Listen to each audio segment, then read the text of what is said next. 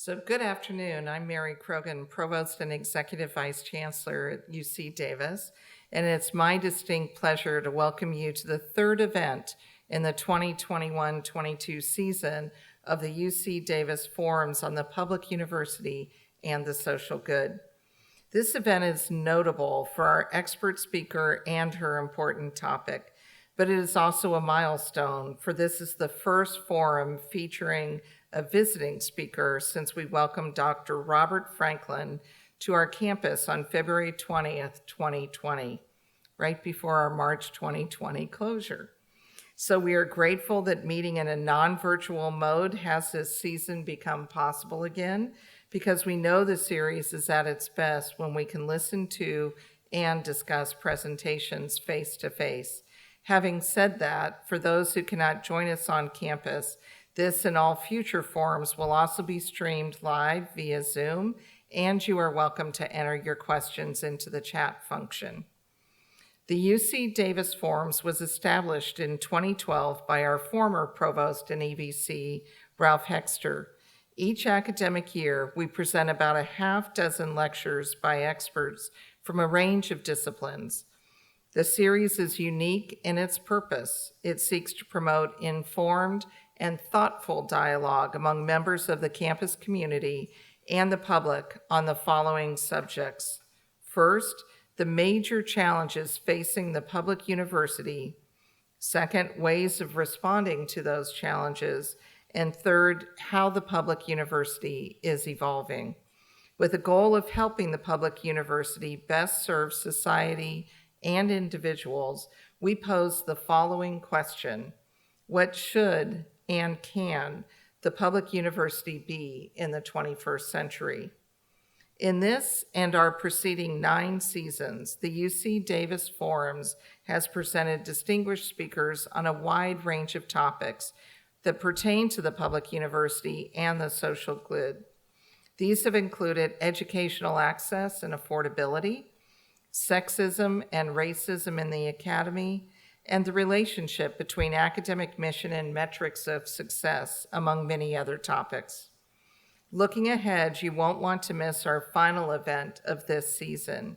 UC Riverside professor Eddie Camo will speak on the topic, The Fire This Time, Advancing Equity and Opportunity for Vulnerable Athletes in College Sports, and that will be held on Thursday, May 5th.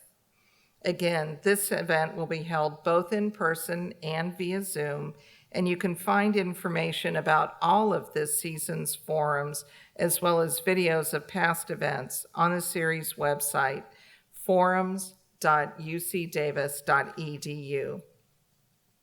This afternoon, we are delighted to welcome as our featured speaker, Frazier Benya. She's Senior Program Officer at the National Academies of Sciences, Engineering, and Medicine, or NASEM. Recently, Dr. Benya served as the study director for NASEM's report, Sexual Harassment of Women, Climate, Culture, and Consequences in Academic Sciences, Engineering, and Medicine, which was published in 2018. The topic of her lecture today is sexual harassment, where it thrives, and how to address and prevent it within higher education. It is difficult to think of a topic more important across academia than this one, or one that is more timely. Immediately following Dr. Benya's presentation, there will be a Q&A period. We will rotate between questions in the room and questions on chat in Zoom. Before our speaker is formally introduced, I want to thank the following individuals and groups who have made this event possible. The UC Davis Forum Steering Committee, led by Martin Kenny, Distinguished Professor of Community and Regional Development in the Department of Human Ecology. The other members of the committee are Professors Raquel Aldana, Scott Corral, Marcia Cuellar, Jonathan Eisen, Ralph Hexter, and Maisha Wynn. The Community and Regional Development Program in the Department of Human Ecology has also joined with the Office of the Provost in sponsoring this event. Everyone in our audience, I want to thank you for taking the time in your busy schedule to join us. And with greatest appreciation, Dr. Benya, for sharing your knowledge and insights on a topic that is critical to the public university and all of higher education. Now I will yield the podium to Raquel Aldana, a Martin Luther King Jr. Professor of Law at the UC Davis School of Law, who will introduce Dr. Benya. Thank you.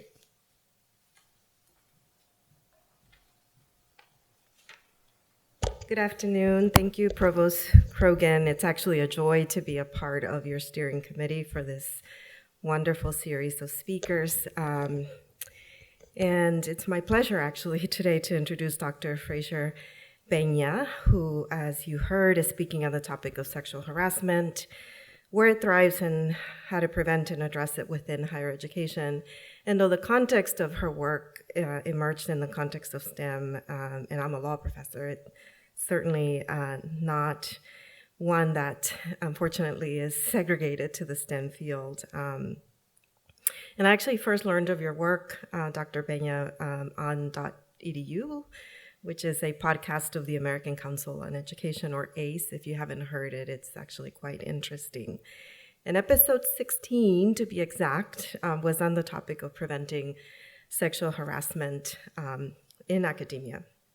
And I was impressed then and continue to be impressed by Dr. Benya's work as a senior program officer at the National Academy of Sciences, and its effort to explore proven approaches to how institutions can go beyond legal solutions to tackle the well-documented prevalence of sexual and gender harassment in STEM. And I have to say that it caught my eye, especially when Dr. Benya positively mentioned, as part of her discussion, an initiative at UC Davis spearheaded by Provost Cass, looking into sexual harassment as part of due diligence required when doing faculty hiring. And maybe at some point we can hear a little bit more about that. A little bit more about Dr. Benya's impressive bio. She was, as mentioned, is the Senior Program Officer with the Committee on Women in Science, Engineering, and Medicine at the National Academy of Sciences, Engineering, and Medicine. Her work focuses on ensuring that science, engineering, and medicine are ethical and socially responsible, both in their practice and in who gets to participate in the work. She served as the study director for the National Academy's consensus study reports titled Sexual Harassment of Women, Climate, Culture, and Consequences in Academic Sciences, Engineering, and Medicine. And she's currently directing the Action Collaborative on preventing sexual harassment in higher education. Prior to this, Dr. Benya worked with the National Academy of Engineering from 2011 to 2017, during which time she managed projects for its Center for Engineering Ethics and Society and co-led the effort to expand and enhance the NAE Online Ethics Center for Engineering and Science website. Her work with the NAE focused on improving and enhancing engineering ethics education and on analyzing the pathways engineers take from education to the workforce. Dr. Benya holds a BA with honors in Science, Technology, and Society from the University of Puget Sound and a master's in bioethics and PhD in History of Science, Technology, and Medicine from the University of Minnesota. In 2017, she was elected Fellow of the American Association for the Advancement of Sciences. Please join me in welcoming Dr. Benya.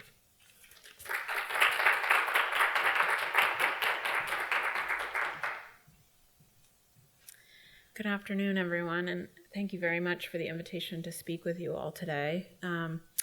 I'm going to talk about two projects at the National Academies. The first is the consensus study that was mentioned already in the introduction. This was a 2018 report that makes a series of findings and recommendations. And since that report was released, we formed this action collaborative on preventing sexual harassment in higher education, and I'll also detail that, which describes work academic and research institutions are doing to implement the recommendations from our 2018 report.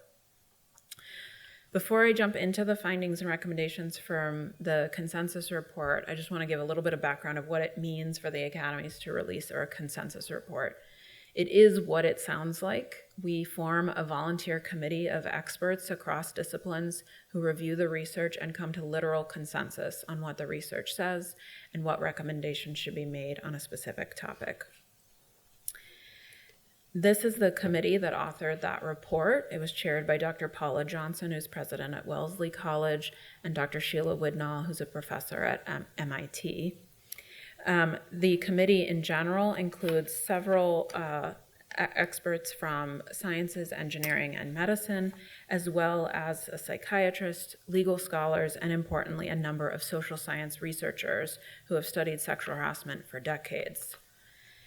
This report also reviewed, as a result, over 3 decades of research on social science related to sexual harassment, as well as decades of research on legal scholarship around this topic. As with all consensus committees, they're guided by and constrained by a statement of task. This is the full statement of task. You don't need to read the whole thing. I'll give it to you briefly. They were charged with 3 things. First, to determine the prevalence of sexual harassment for women in academic sciences, engineering, and medicine.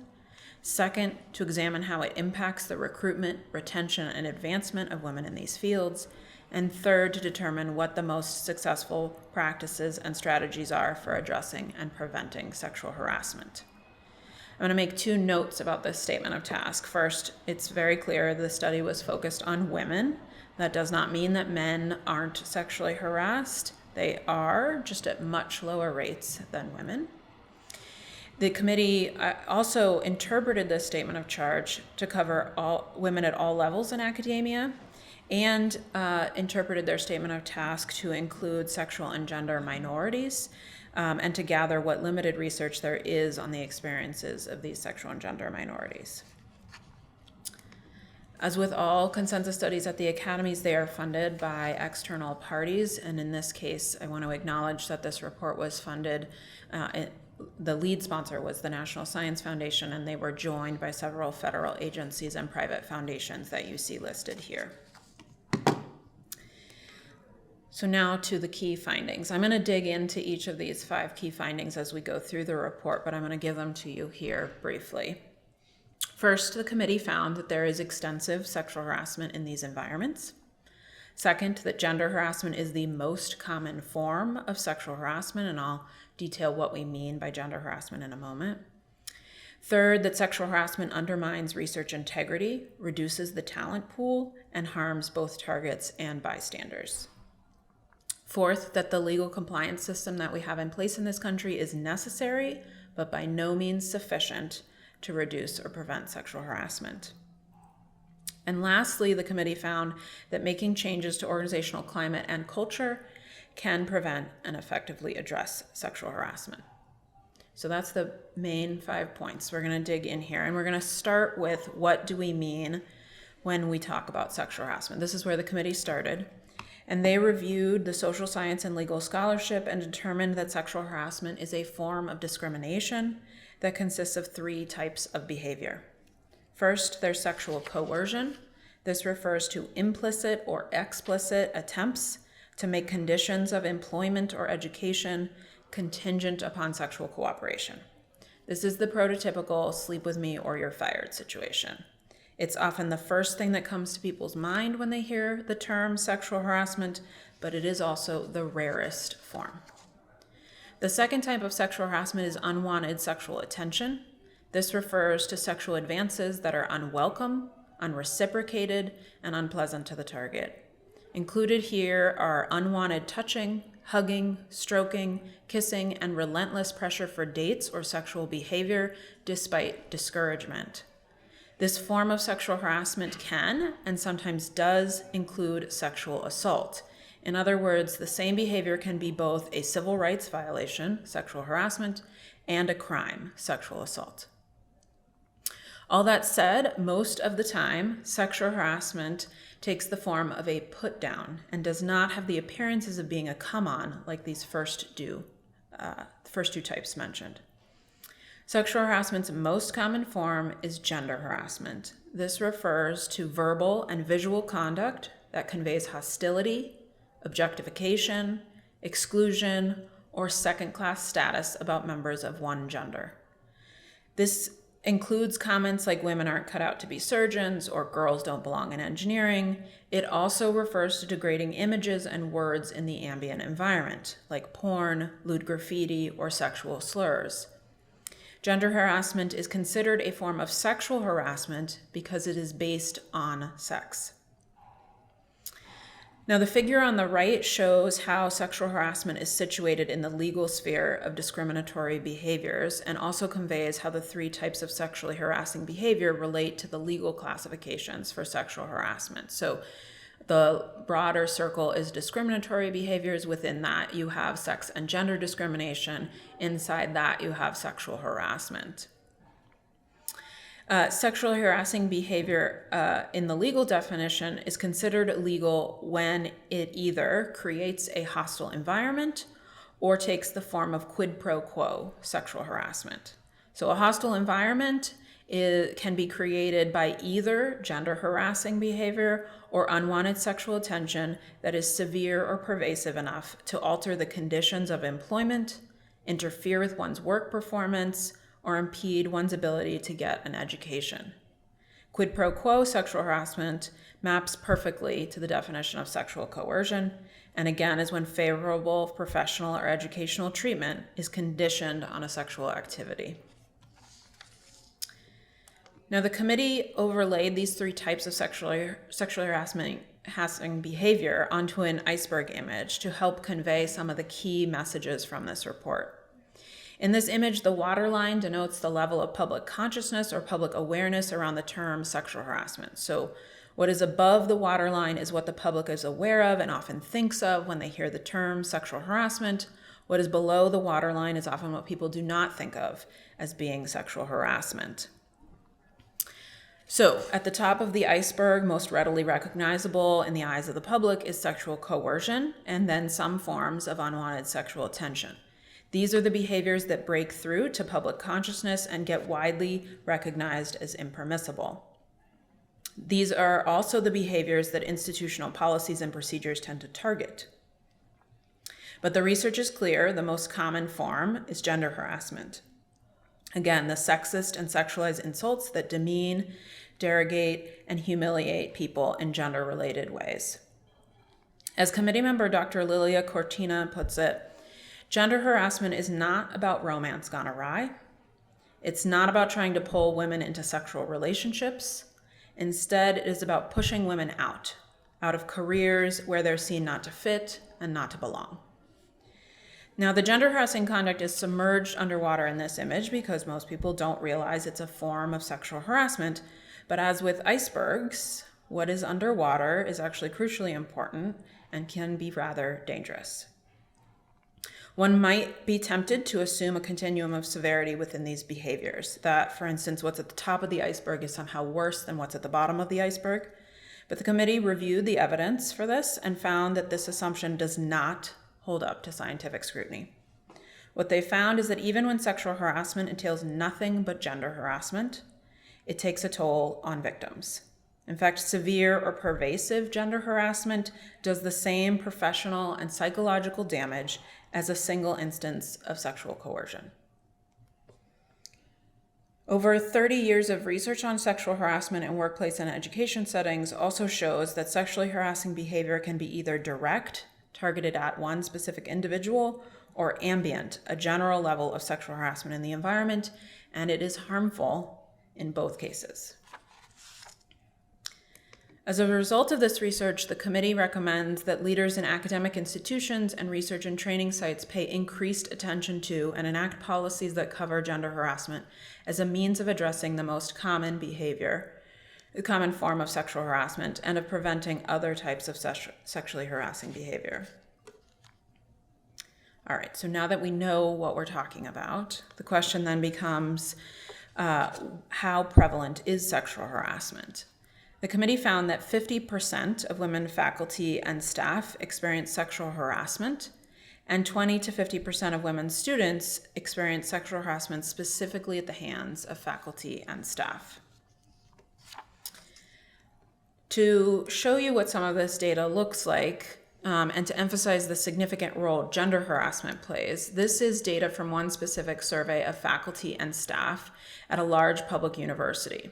I'll start by pointing your attention to the gray 37% wedge.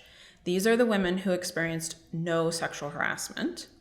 Everyone else in one of the colored wedges experienced some form of sexual harassment. Now I'll draw your attention to the green 5% wedge. These are the only women who did not experience some form of gender harassment. All the other women experienced gender harassment either on its own or in combination with the other two types of sexual harassment. This is data from for students, particularly from one university system, which the committee had reanalyzed to break down between the disciplines of non-STEM, science, engineering, and medicine. You'll also note that here the gender harassment is broken up into two subtypes. So the blue area refers to the subtype of sexist hostility, and the gray bar to crude behavior.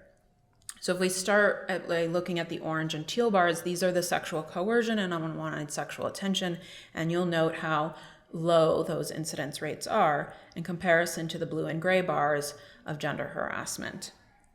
You'll also note, as the committee did, that there's a rather alarming rate of gender harassment occurring for the medical school. The research on prevalence of sexual harassment also reveals that those with intersecting and often marginalized identities have very different experiences. That is, women of color experience more harassment than white women, white men, and men of color do. Women of color often experience sexual harassment that includes racial harassment as well as sexual harassment. It's not one or the other, it is a mix of the two. Additionally, sexual and gender minority people or sexual and gender diverse individuals experience more sexual harassment than heterosexual women will. So knowing that sexual harassment is so common, the question then becomes, how harmful is it? The committee found that sexual harassment undermines women's professional and educational attainment, as well as their mental and physical health. When it comes to mental and physical health, the more often women are harassed, the more they report symptoms of depression, disordered eating, stress, anxiety, and physical complaints like headaches, exhaustion, and sleep disruption. According to one study, 1 in 5 sexually harassed women meet the clinical criteria for major depressive disorder. 1 in 10 will meet the criteria for post-traumatic stress disorder. In another study looking just at the exposure to sexist comments, in other words, the gender harassing behavior, they found that women experienced greater cardiovascular reactivity, which over the long term can put women at increased risk for coronary heart disease and depressed immune functioning. When it comes to professional and educational attainment, dozens of studies have made clear that sexual harassment derails women's work lives. When women are sexually harassed, they find their jobs less satisfying and more stressful. Many engage in some form of work withdrawal, meaning they remain with their institutions but disengage from the work. Others simply leave, sometimes to take positions at other institutions, but other times to leave their field entirely. It is important to note that all of this is done in an effort to escape an abusive situation. The picture is just as bleak for women students.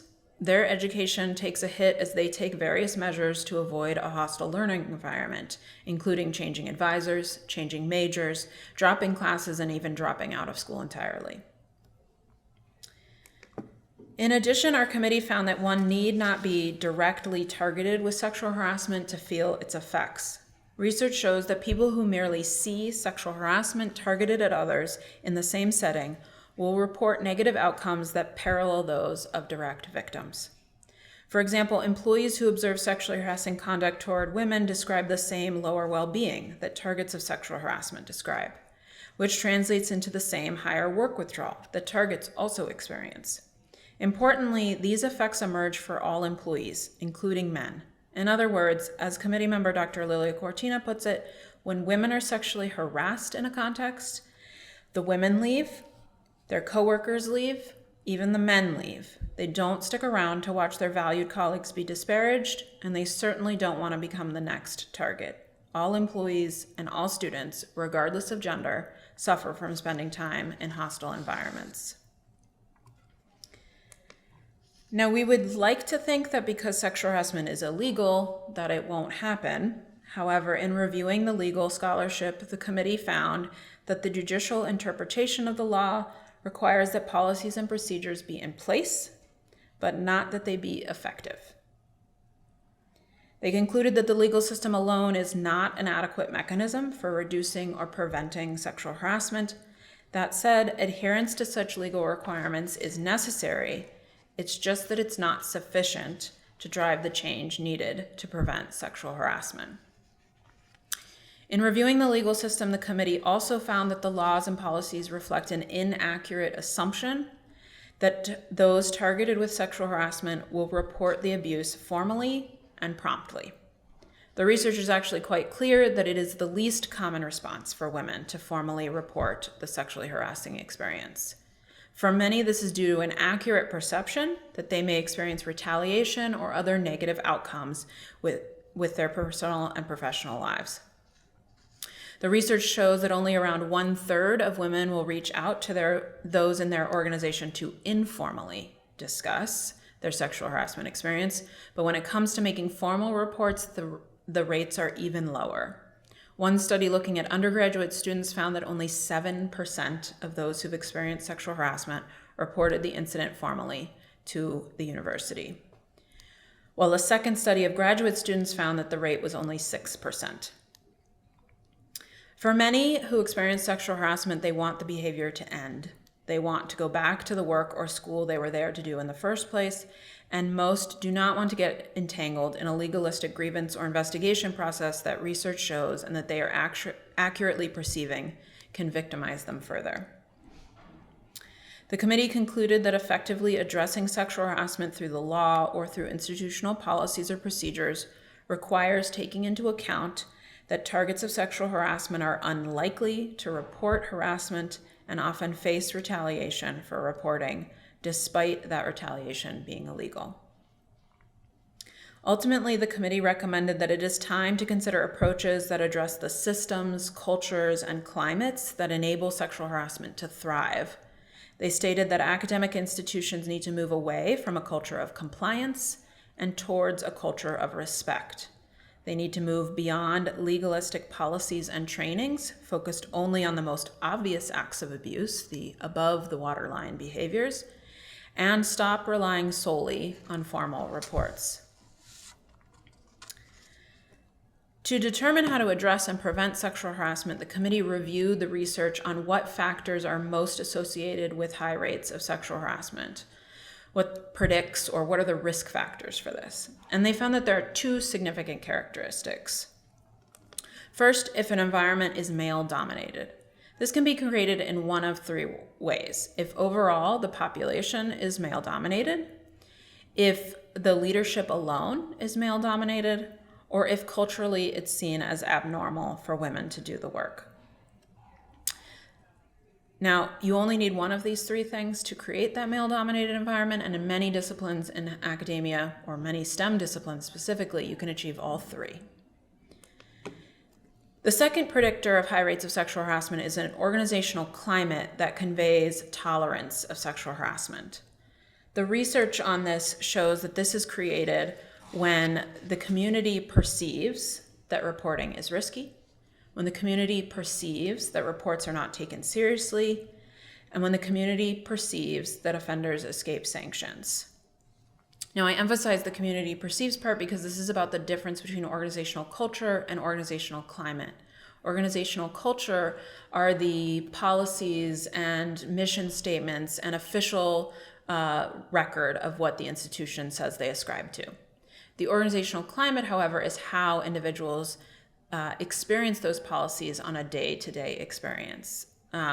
So the classic example I give from higher education is that culturally in academia, we say that we value equally research, service, and teaching for tenured faculty. But of course, many faculty members will tell you that the climate tells them that research is valued above all else.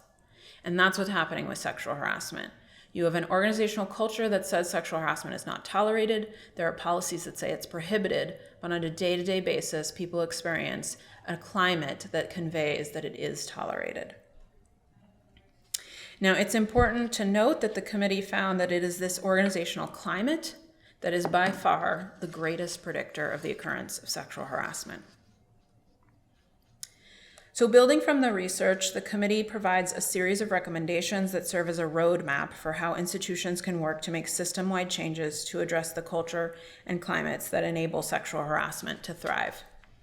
The roadmap identifies areas where we need to do out-of-the-box thinking, brainstorming, and research to find effective ways to implement these recommendations. Some areas have promising practices, and some are yet to even have proposed approaches. But based on the research the committee reviewed, we know that this is where we need to focus our efforts. So very quickly, these are the 5 overarching recommendations, and I'll go into some detail about what each of these mean. But generally, the first was to create diverse, inclusive, and respectful environments, specifically targeting that male-dominated environment risk factor. The second, to diffuse the hierarchical and dependent relationship between trainees and faculty. In part, this is because research shows that when there is a strong power differential and the person experiencing the harassment is on the low end of the power differential, the impacts of the harassment will be that much worse. There's also research that shows that really strong hierarchies in an environment can increase the risk factor for sexual harassment. When we talk about strong hierarchies, we're talking about things like the military, where you cannot question those above you. For those in medicine, those might show up there. The third recommendation is to provide support for targets. And again, this is countering that risk factor of the organizational climate, particularly the part that conveys that it's risky to report. The fourth recommendation is to improve transparency and accountability. And again, this ties back to the organizational climate, particularly around addressing perceptions that reports are not taken seriously and that offenders escape sanctions. And finally, fifth recommendation, to strive for strong and diverse leadership. And this is because research shows that leaders play a strong part in deciding the norms and tone of spaces. All right, so we're going to dig in to this work, and we're going to start with the recommendation on creating diverse, inclusive, and respectful environments. Here, the committee spoke about the need to examine hiring and promotion practices, specifically to take explicit steps to achieve greater gender and racial equity in hiring and promotions, and to improve the representation of women at every level. A 2020 National Academies Consensus Report on Promising Practices for Addressing the Underrepresentation of Women in Science, Engineering, and Medicine provides actionable research-based recommendations on this specific topic, so I encourage you to check that out for more information. The committee also spoke about the need to combine anti-harassment efforts with programs to promote civility. This is because research in the social sciences shows that environments with high rates of incivility are also ones that have high rates of gender harassment. And so there can be benefits to addressing both at the same time. The committee also spoke about the need to utilize approaches to interrupt and intervene when inappropriate behavior occurs, such as using bystander intervention. Now, while bystander intervention training is currently an area of great interest to empower community members to speak out against inappropriate or harmful behavior, there is still a need for more research to be done, particularly to examine whether bystander intervention training actually does lead to increased interventions, and whether the outcomes for those who choose to intervene are actually beneficial. This is because bystander intervention was developed in situations that did not have the same power differentials that occur in workplaces and in academia. And it's possible that interventions by those in low power positions could end up, those people could end up experiencing backlash. The committee also spoke about the need to develop trainings that aim to change behavior. Currently, compliance-based trainings focus just on raising awareness of what sexual harassment is, what the policy is, and how to report it. Unfortunately, what limited research has been done on such trainings shows that while it does increase awareness, that awareness does not translate into a change in people's behaviors. So the committee recommends we redesign sexual harassment training to explicitly aim to change people's behaviors. When it comes to diffusing the hierarchical and dependent relationship between trainees and faculty, the committee pointed to two key pieces. First, adopt mentoring networks or committee-based advising. 2019 National Academies Consensus Report on the Science of Effective Mentorship in STEM provides details on the research and recommendations for adopting such mentoring networks, and I encourage you to check that out. The second piece is to develop mechanisms for providing independent research funding. Now, although federal agencies are beginning to alter their funding mechanisms and processes to better address this, there are measures that academic institutions can take, and I will describe this a little later when I talk about work academic institutions have been doing since we released this 2018 report. When it comes to providing support for targets, the committee spoke about the need to provide access to support services and resources without a requirement for people to formally report an experience of harassment to the institution. The committee also spoke about the need to provide alternative and less formal means of recording information about an experience and reporting the experience. The committee notes that examples of this might include anonymous tools for recording information, like the online platform Callisto, and also the use of ombuds offices. The committee also spoke about the need to develop approaches to prevent retaliation. Many institutions state that they do not tolerate retaliation. Unfortunately, they often leave it at that. If institutions are to take seriously the risk of retaliation, then they need to think through how individuals in different settings might experience retaliation and then work to insulate them from that risk. When it comes to improving transparency and accountability, the committee spoke about the need to develop and share clear, accessible, and consistent policies on sexual harassment and standards of behavior, and include a range of escalating disciplinary consequences that correspond with the severity of the harassment. The committee also spoke about the need to increase the transparency about how the institution is handling reports of sexual harassment.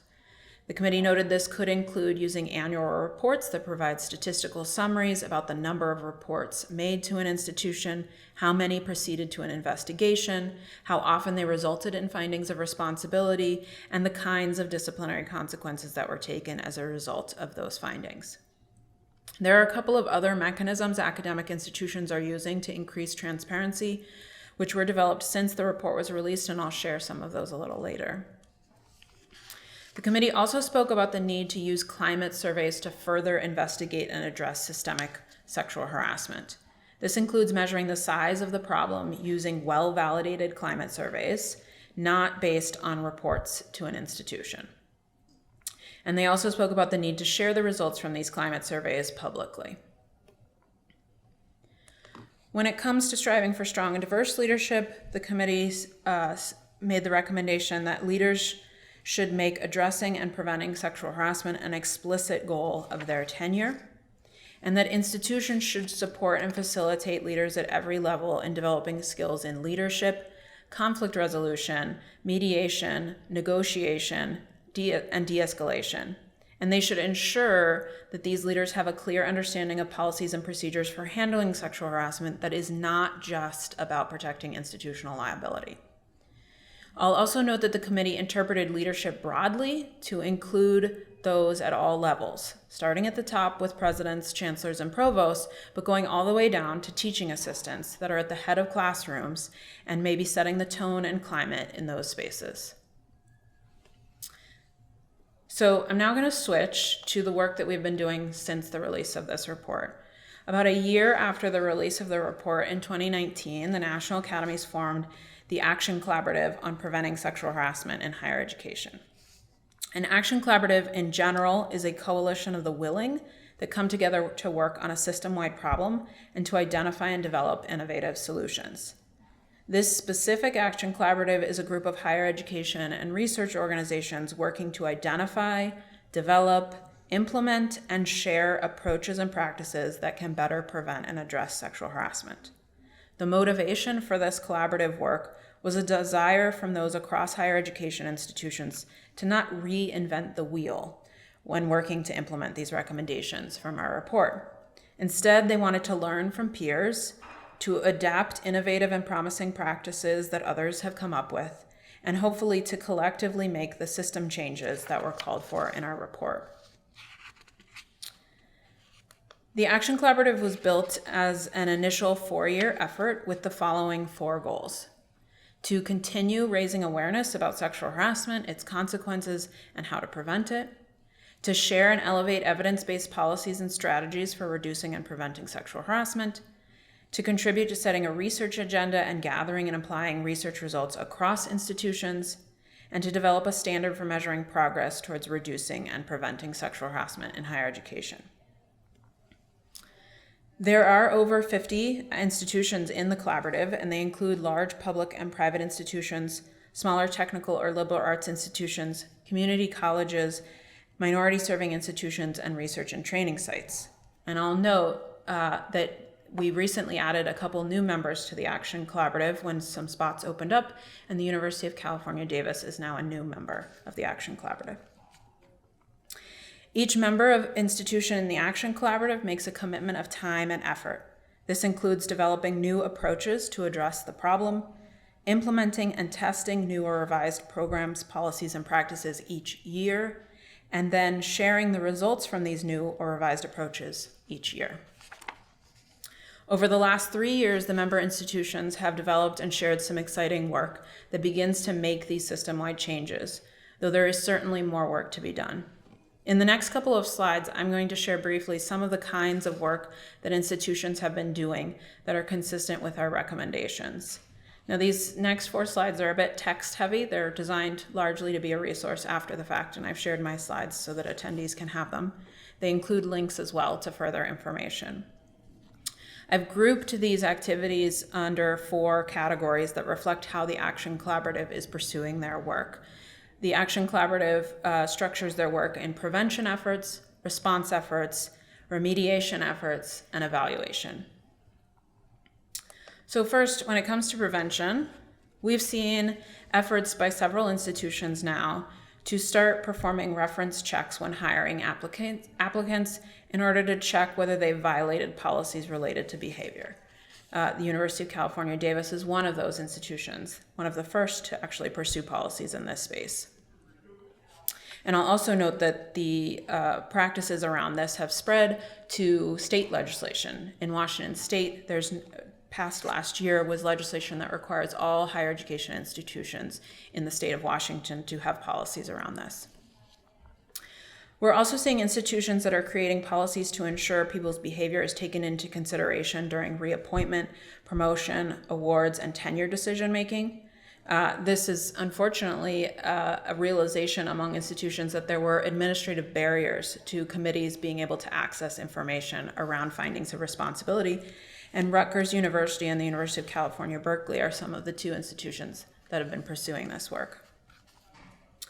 We've also seen efforts to create customized education programs for departments and intact groups to help shift the culture in these environments.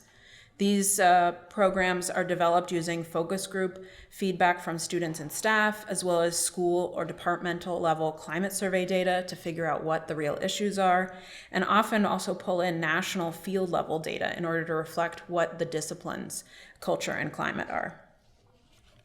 There's also efforts to create trainings that utilize an intersectional lens. This is of particular importance in light of the fact that women of color often experience both sexual and racial harassment at the same time. There's also been efforts to identify and reinforce positive and shared community values and norms, particularly around respect. And there's been the development of prevention toolkits specifically for departmental leaders, with specific information for them on their responsibilities as a leader, guidance and resources for them on understanding and using climate survey data within their sphere, and also strategies for developing action plans that are tailored to their department or community. We've also seen prevention toolkits developed specifically for research field sites. This is an area in which sexual harassment is quite rampant, and there's limited access to resources when the harassment occurs. When it comes to response efforts, we're seeing institutions set up ombuds offices to provide confidential and non-mandatory reporting resources, particularly at institutions in which the ombuds office was not present before. We've also seen efforts to develop anonymous disclosure and reporting systems. We've seen increased transparency on the range of disciplinary and responsive actions, particularly around how decisions are made. The specific example comes from the University of Minnesota, where they created a set of principles around what factors are considered in determining disciplinary action, and they shared this publicly within the institution in order to ensure some consistency across departments and schools, and to ensure people felt some confidence in how disciplinary actions were metered out. We've also seen efforts to revise mandatory reporting policies to have more limited roles in the institution that are mandatory reporting and instead more roles that are mandatory supporting. There's also efforts around restorative or transformative justice and alternative forms of resolution. I'll note one example here from the University of Washington that was particularly novel. It involved a graduate student who had been harassed by her advisor and ended up leaving her graduate program several years ago. Most recently, in the last couple of years, she connected with the Title IX officer at the University of Washington, and that led to a conversation in which they collaboratively created a way for her to come back and defend her dissertation. And she now has a completed dissertation. So this is in part about trying to rectify those harms that have nothing to do with holding the perpetrator accountable and everything to do with correcting the harm for the survivor.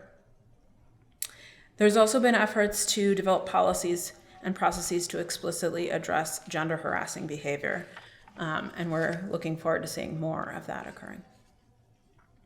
When it comes to remediation, we've seen several efforts to reduce power differentials between members within a campus community. This include efforts at 360-degree reviews, in which faculty are reviewed in part by their students, as well as efforts to evaluate the mentoring and advising experiences for graduate students.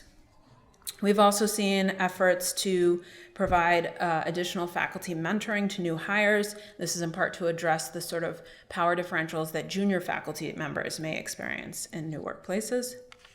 And then a really novel effort here by Massachusetts Institute of Technology. This started as a departmental policy and is now an institution-wide policy that enables graduate students to get 1 semester of independent funding in order to change advisors. They do not need to formally report an experience of sexual harassment in order to access these resources. They're enabled to switch advisors, find a safe space, build a new education experience, and then perhaps they may feel more safe coming forward to report. We also have examples of alterations to departmental admission policies from Vanderbilt University, where they examined the issues with direct admit programs, where the student is directly admitted to the faculty advisor without oversight of the departmental leadership and without being integrated into the cohort of other graduate students. They did not get rid of the program, they modified it in order to give these students more access to support. We're also seeing the development of guides for addressing the negative consequences that graduate students may experience after they encounter sexual harassment and report it to the institution. In this case, this comes from the University of Santa Cruz, where they developed a guide that provides information about processes, responsible parties, and recommended solutions for addressing these negative consequences. It provides information on 4 aspects. First, laying out a range of issues that graduate students in these situations might experience, like loss of advisor, loss of a letter writer, financial impacts due to the loss of teaching assistant position, challenges meeting residency requirements if the student moves away from campus to access support. Second, it identifies a point person or persons and any units within the ultimate responsibility for ensuring that the issue is addressed. These might be a department chair, a director of graduate studies, a dean, or a provost. Third, it lists other individuals or groups that may need to be involved in addressing these issues, such as a department chair or Title IX office. And finally, fourth, it suggests the types of remediation that the point person or unit should consider and whom they might consult in moving forward with the remediation, this sort of proactive planning approach.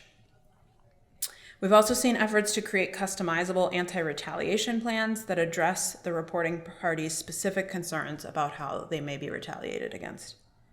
And there's a note here at the end. We're hoping soon that we will see some work from academic institutions focused on honoring survivors or cherishing the whistleblowers, as others call it.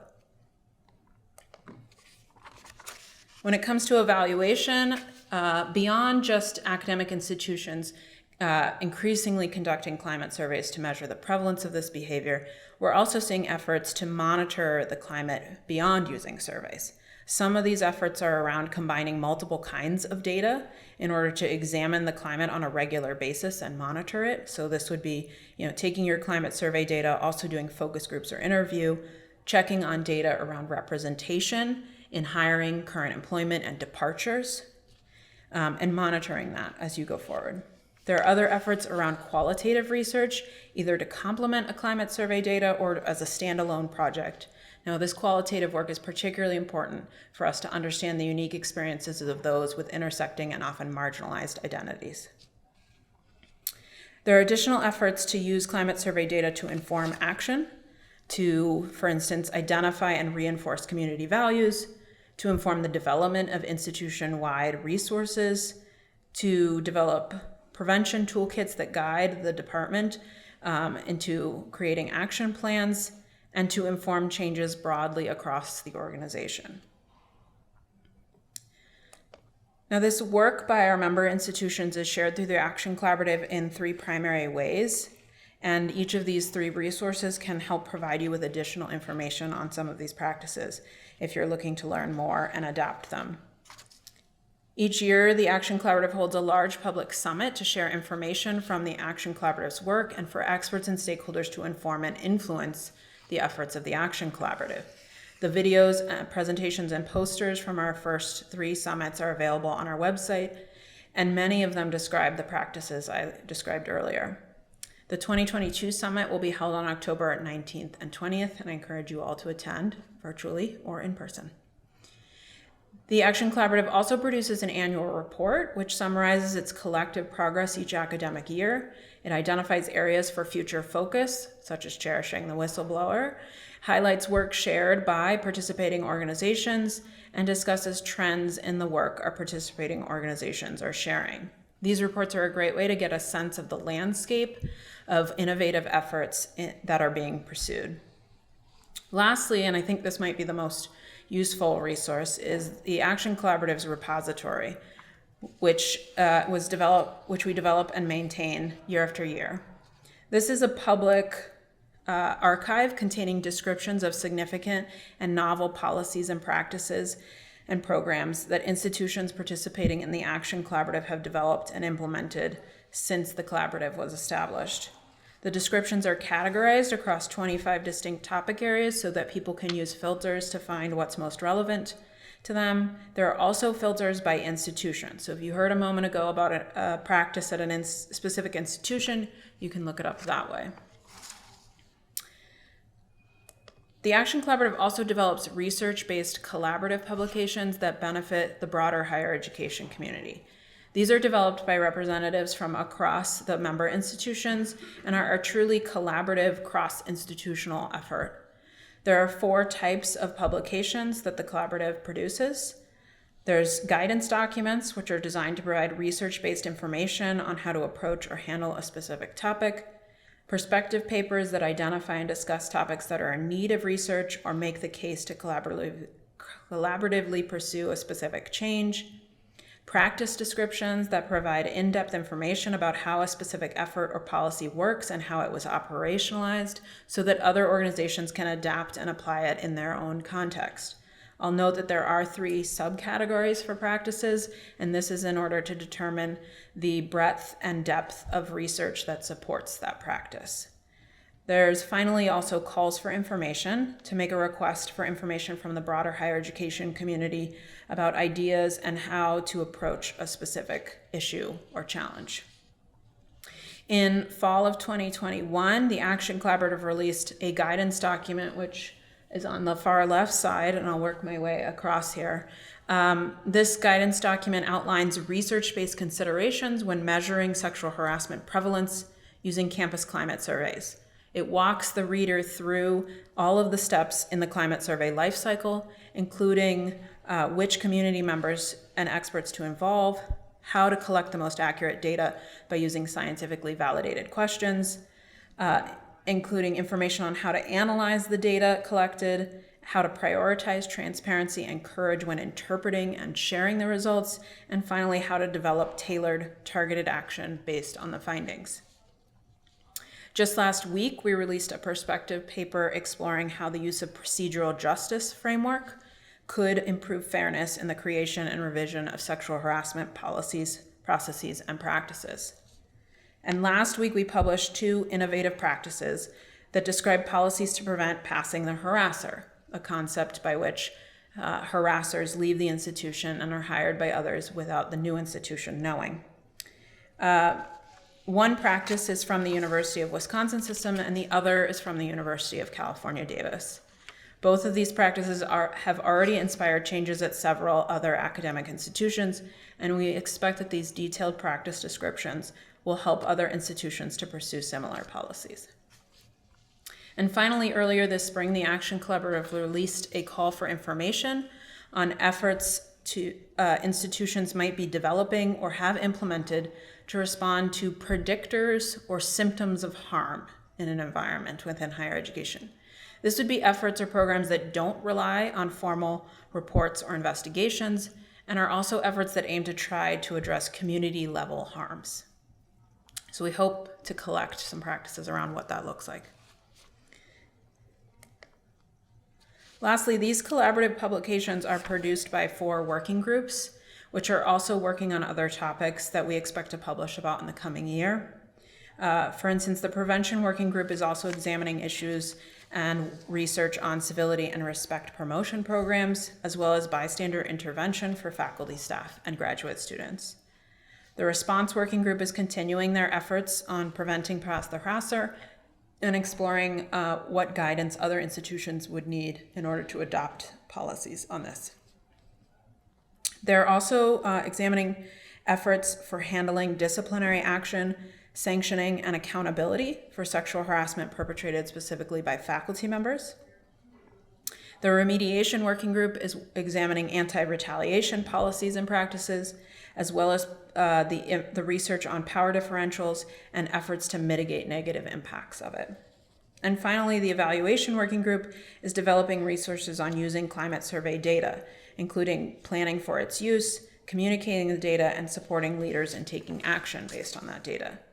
The Evaluation Working Group is also examining how to evaluate the effectiveness of interventions, and they're using proceedings from a recent workshop we held last spring on this topic that commissioned some papers from experts, and they'll be consolidating that into more actionable data and actionable publications for higher education institutions. So as you can see, there is certainly more work to be done, but in the last 3 years, a lot of progress has been made to begin filling out what it looks like to implement the 2018 report's recommendations. And soon we should start to see the effects on campuses as these efforts are combined in ways that institutions start changing the organizational culture and climates and eliminate environments where sexual harassment is allowed to thrive, and hopefully instead end up creating environments where people thrive. Thank you very much.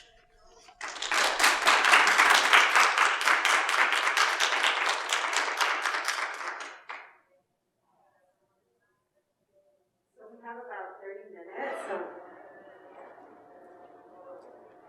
We have about 30 minutes of questions and answers. And I'm going to start to see if there's anything on chat. Nothing yet, so get ready for that. Anyone here in the audience want to raise a question? Well, I was going to ask one, but good.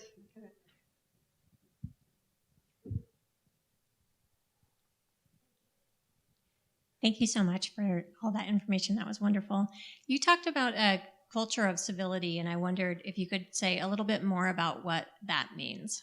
Yeah, this is a good question. So social science researchers have a very clear definition of civility, but that is not the same definition that the rest of us in the world operate with. And there's certainly a lot of issues with the term civility and how civility has been policed among those with minoritized identities. That said, there is still some research base that is useful here. But our prevention working group is starting to examine work around pro-social behaviors, so positive social behaviors, and moving away a bit from the term civility. What I can share with you about some of that research is that there have been efforts, usually in the medical setting, to create civility promotion programs. This is what they call them. And they're heavily resource intensive, and so there hasn't been enough work to sort of translate them into more spaces, but they involve essentially someone coming into the work group or lab group and talking about respectful behaviors, setting norms, and existing in that space as a way over time to correct the behaviors and adjust norms through it. So as you can tell, very resource intensive. But there's additional work being done on this. I'm not as knowledgeable about it, but when the prevention working group comes out with their paper, it should prove very fruitful.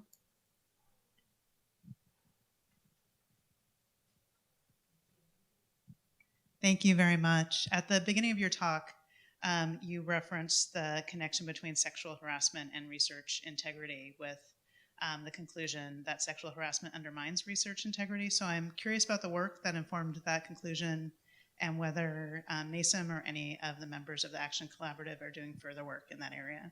Yeah. So this work, this finding, if you will, from the 2018 report is actually not particularly novel. The research integrity literature actually lists sexual harassment as an area of, I think, I'm going to forget what they classify the behavior into 3 areas: research misconduct, and then there's another one, and then other behaviors. And sexual harassment is under other behaviors. But it is clearly an aspect of research integrity that violates the norms of research integrity as documented by a previous National Academies consensus report. What this committee said is that sexual harassment should be considered equally as important as research misconduct in terms of its effect on research integrity. And that's because of the impact it has on the individual who experiences harassment as well as the work group around it. By preventing the individual from contributing to the research, you limit the ability of the research to pursue. If you limit access to research opportunities, you're reducing the integrity of the research experience. There were several other examples included in the report, but there is an explicit section of the Academy's report that addresses this piece.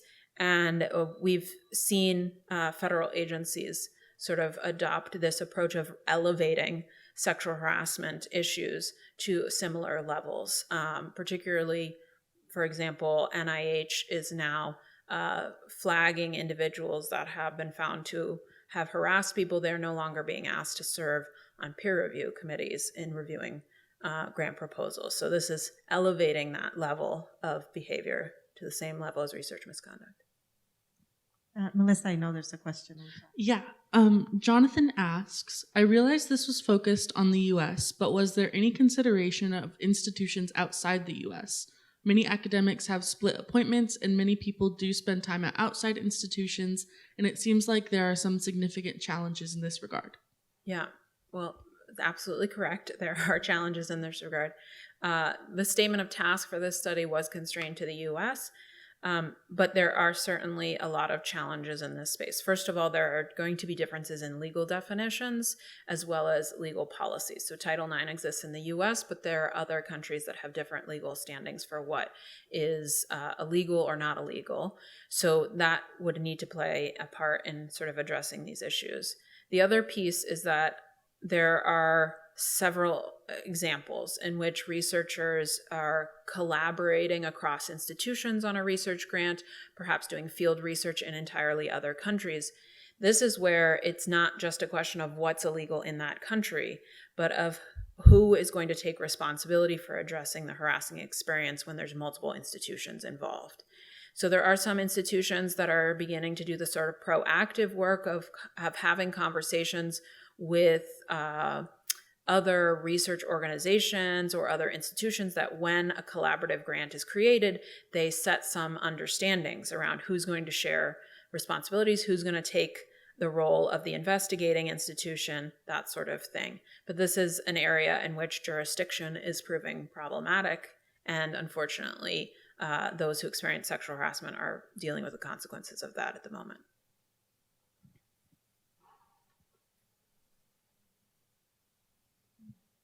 Thank you. Thank you for that amazing talk and for the work you're doing. We all appreciate it. If you could speak a little bit more about the consequences of not addressing, I don't want to say low grade, because you presented evidence suggesting that gender harassment, that below the waterline experiences really builds up over time. But what are the consequences of our institutions not addressing environments where you have incivility and sexist hostility, but it's kind of just flying beneath the radar? Can you speak to that a little bit more? So it's surprising to most people to learn that it's these environmental factors that are most significant. You might want to think that it's characteristics about the perpetrator that might be what makes someone harassed, but it's actually the environment.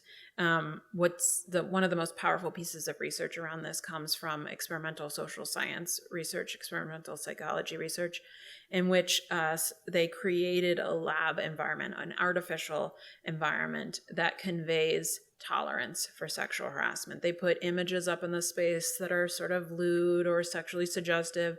They put actors in the space that reinforce sexually harassing behavior or model it. And then they took a population of men and they first asked them a series of questions to figure out if they held sexist beliefs in the first place. Because, of course, if you hold the beliefs, you might act on them. So they took the men who held sexist beliefs, they put them in the environment that tolerates sexual harassment. No surprise, they sexually harassed. But then they took the men who did not hold sexist beliefs to begin with. They put them in the environment that tolerates sexual harassment. And unfortunately, they started harassing.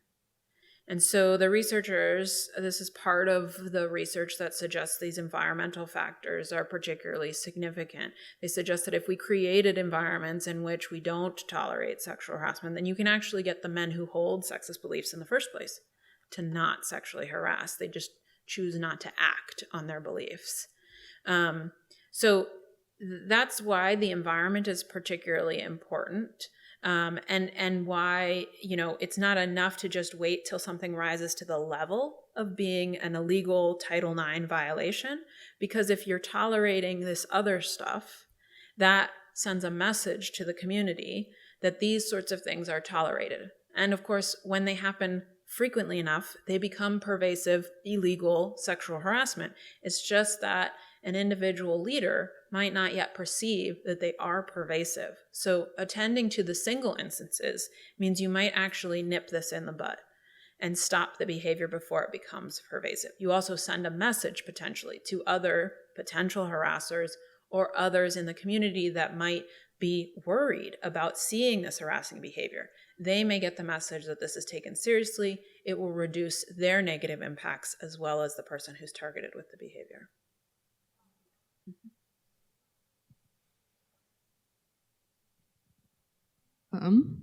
One of our Zoom attendees, Alice, is asking if you have a citation for the experimental study on environment. Not off the top of my head, but it is in the 2018 report in the chapter on impacts. I know one of the names. John Pryor is one of the authors of that study, if that helps. Thank you very much. I hope what I'm going to ask about is a null set, but I'm wondering if there's been some conflict over where gender harassment might be perceived as conflicting with free speech. I'm thinking of some of the more aggressive cases we see now where groups are pushing back on certain campus speech strictures, and I can certainly imagine, and maybe it's already happened, that some people, views I don't hold obviously, would claim that gender harassment and perhaps comments about other groups, LGBT, would be a violation of their free speech. And I'm wondering what the legal landscape is, because some of those groups are not actually protected by federal law. Yeah. So I'll start with, I am not a lawyer.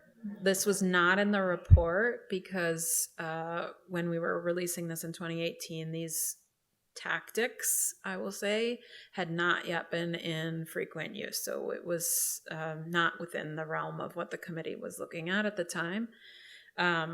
What I can say is that probably a lawyer would look at the definition of sexual harassment, and if that free speech was infringing upon the ability for someone to pursue their education or work, then it would be considered sexual harassment by definition and not actually free speech. So where the law lies within sexual harassment is the impact it has on the individual, not the intent of the perpetrator. The intent actually does not matter here. You can pretend or believe that you were making a joke and it was funny, but it's the impact it has on the individual that matters in the eyes of the law. Maybe I can ask a question as a lawyer a little bit. Go ahead. Maybe you should have answered not that. directly related to what, but I am sort of curious about. I was really glad to see a de-emphasis on legal solutions to some extent, and also a refocusing on the cultural or endemic factors. And I think that comes from a recognition of the fact that law actually tries to capture the narrow cases.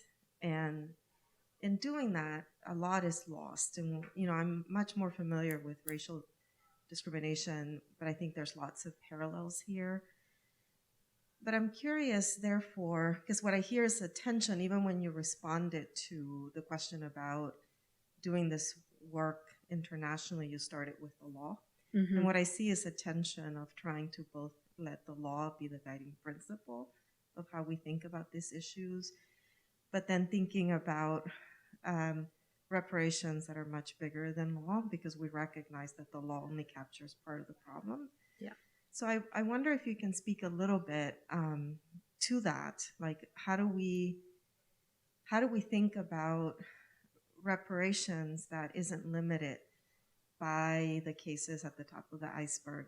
And related to that, I was curious as to why there wasn't some thinking about even refocusing the report a bit more on the gender harassment piece, because I think semantics matter. Yeah. And even though I understand that sexual can be both, it can be very misleading. So I wonder if there has been, because I think it's in the gender harassment area where you're going to get a lot of these tensions. And I wonder if there was any thought given to just unpacking that a lot more maybe in a subsequent report. Yeah. So briefly for the last point you made in regard to focusing a bit more on the gender harassment, it was a decision, if you will, on the part of the committee about do we separate sexual harassment into its three types and more focus on gender harassment. And my sense of where the committee was going with this was that they didn't want to have to force the public audience to grapple with a redefinition or a new term like gender harassment, and instead wanted to do what the law does, which is say that gender harassing behavior that creates a hostile work environment is actually by definition sexual harassment. Now, plenty of legal scholars would argue that we shouldn't call it sexual harassment or even sex harassment. We should maybe call it gender harassment as a broader term, but currently that's the legal definition. That's the term everyone understands, and they didn't want to fight the battle of trying to redefine that. Instead, they wanted to sort of slide this in to the broader understanding of what sexual harassment is. So that's part of it, but there's certainly more work that could be done in that space. when it comes to the law piece, I completely agree with you. In fact, when Dr. Anita Hill spoke with the committee, she made the point that the law is the floor. It is not the ceiling on this issue. And thus, institutions and organizations can do more than just sit at the floor. So that is in large part what the committee aims to do with this report. We often start with the law of saying, like, here's where it is, but we need to do more. I think part of doing more than what the law requires in this report and what we've seen in the last 3 years is a shift in how the legal risk is calculated amongst higher education institutions. And part of what this report shows is that it's not enough to just be worried about the institution being known as having been a place where sexual harassment occurs.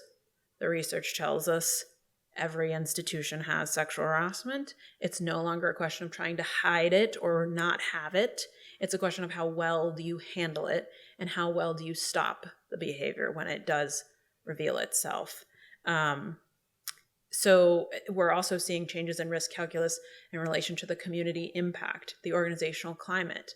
There are decisions being made by academic institutions to be a lot more transparent around releasing information about findings of responsibility and firing faculty members who are at particularly high levels of leadership.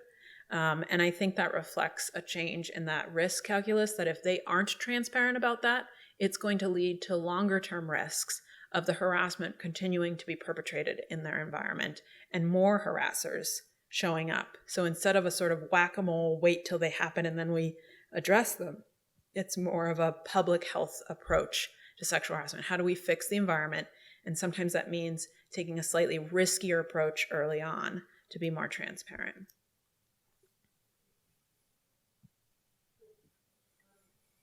So to continue the theme of legality and transparency. Great. Not a lawyer. Okay.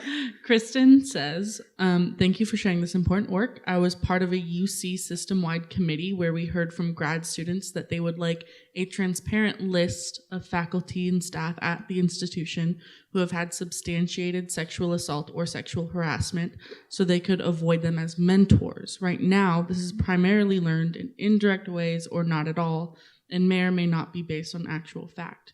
Do you imagine this could ever be possible from a legal perspective? I know you are not a lawyer, but was this possibility discussed? Yeah.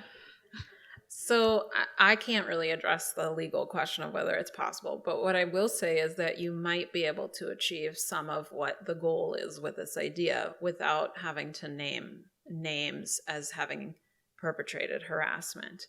Because we could think about ways to reward faculty members that are good mentors and advisors and give them public recognition for that. Not just like the one annual award, but maybe there are ways in which faculty members that take mentoring training get to put some sort of gold star on their record that shows that, as well as we heard about 360-degree reviews that graduate students are now being able to assess their advisors. So these are additional mechanisms that if the data from that were revealed, it could help inform graduate students' choices. So it's less of a whisper network, if you will, in deciding what advisor to go with, and more based on positive data. You could also, institutions are increasingly looking to do exit interviews with graduate students.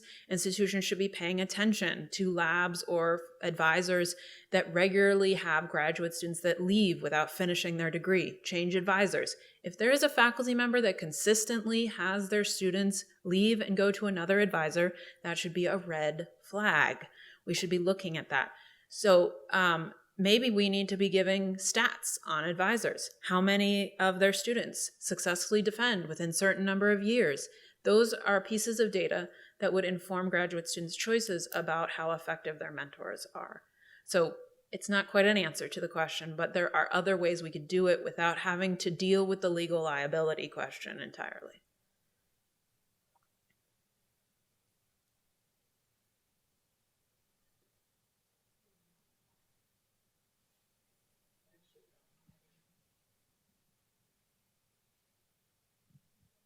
probably got 300 questions, but I get the benefit of more time with you this evening.